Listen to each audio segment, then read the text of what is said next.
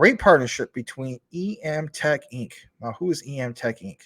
They are powering the modern central banking with open and developer-friendly infrastructure for inclusion and resilience in financial markets. So this is a great partnership for Hedera with them, as well as Edemia Group, and they state that they unlock the world to make it safer. Kind of vague, but that's okay. I know about a lot of partnerships. I don't know about all of it, all right? But the point is this. It says, both are utilizing Hedera to provide most technologically advanced infrastructure for CBDCs and offline payments solutions to simplify CBDC payments for all, right? Hbar to the moon. So this was something that was literally printed yesterday. Emtech is proud to work with Edemia as a CBDC solution provider, allowing secure offline payments. We'll get into this more. It says offline CBDC payments. A vast majority of central banks around the globe are working to launch a digital version of their currency. Very true.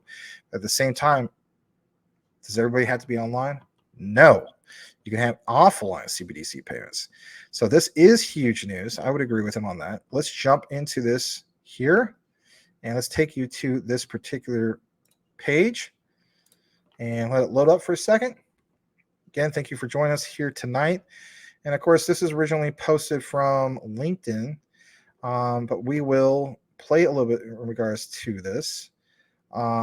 So I don't know. Hold on a second. Hopefully it's not going to kick me out for not signing in. So I'm just going to keep that there. If you see my email address, I don't care. But anyway, Jerome Adenbaum's post. He's a vice president of cryptocurrencies and digital currencies at IDEMIA. He's also an author of, I guess, apparently he has a big CBDC connection, but he's wrote books and stuff. So he did a paper in regards to offline CBDC payments. He says, finally out, learn why more offline payments are essential, of course, to CBDCs to succeed. I would totally agree with that. The report will dive into how offline payments work, how to fulfill the promise of anywhere, anytime for everyone. Is privacy the defining factor of the success of a CBDC? Could very well be, because a lot of people feel as though this is the demise of the world because they have access to everything and anything and everything. This is what people complain about, right? So I would definitely say that is a defining factor. Goes on to mention how to ensure security and prevent double spending. Of course, he has a report below. Do not hesitate to contact him if you want. But anyway, I'm going to blow this up. And here it is. And if anything, I'm going to go to the next page. So there's this right here, and let me see if I actually blow this up just a little bit more. I'm not gonna read everything on this, but I did want to draw your attention to a lot of it. It just makes it blurry. Okay, I'll just keep it 100% then. Sorry about that, guys. Trying to make it a little bit bigger for you. But yeah, here's what it says. It says there's an industry consensus that central bank digital currencies, as we know, CBDCs, will need to be able to work offline if they're able to succeed. Yeah, no kidding. Moreover, it is agreed that this must happen seamlessly and without a compromise on security or at risk of double spending. Lastly, there is common understanding that CBDCs could or should be available to everyone, including the most vulnerable. That's also true. IDEMIA, Secure Offline CBDC Payment Solutions, is the industry standard for offline payments. It works with all CBDC solutions and even integrates with all software providers and all architectures, whether centralized or decentralized. This paper describes the award-winning solution, its architecture, features, and how it addresses most important challenges of CBDC solutions availability, resilience, convenience, privacy, and security. All right. So when I saw this earlier, I, of course, went through some of the contents and so on. And of course, like, just like any other book, right? This is kind of like an ebook, if you will. They have intro, why offline. We obviously know why offline. That's a no-brainer. You don't need to take a deep dive into why it's important that, offline services have to work. But one thing I want to pay close attention to is the privacy, I understand the security, but I want to mention the privacy real quick and how this is integrated with the best CBDC solution provider. So this is not a super, super deep dive, but I want to show the privacy thing because that is something that always gets mentioned. Like people don't trust CBDCs because they feel as though that there's no sense of privacy.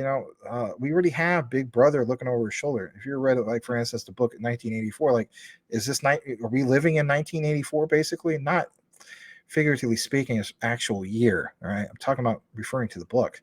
So obviously, we know that the whole thing with offline. I'm not gonna get into that, but I want to get into the whole thing in regards to privacy. Right, privacy is a big, big thing. So let me get to this particular part real quick, and here it is. And that is in regards to privacy. I know it's kind of hard to read, so just follow with me. So privacy will be the defining factor for the success of a CBDC. I believe that 100%. If you want to get the naysayers or people are totally against it on board, like, turn them into believers, if you will, you got to understand that the privacy issue is a key role to that.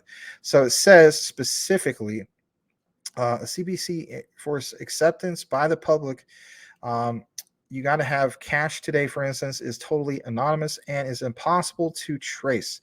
The anonymity, I can't pronounce it right today. I know how it's pronounced. Of cash is beneficial for criminal activity, but it does have its physical limitations. Very true. For example, stuffing banknotes in suitcases to be carried all over the world.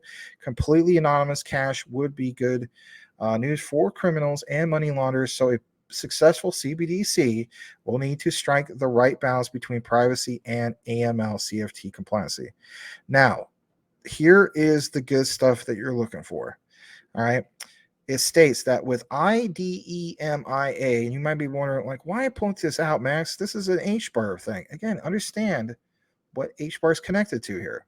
So it says IDEMIA, secure offline payment solution, helps central banks in this pursuit by offering a fully configurable level of privacy. As usual, the customization respects the two-tier model within the realm of what is allowed by the central bank, and every commercial bank set up its own rules to better serve each individual customer.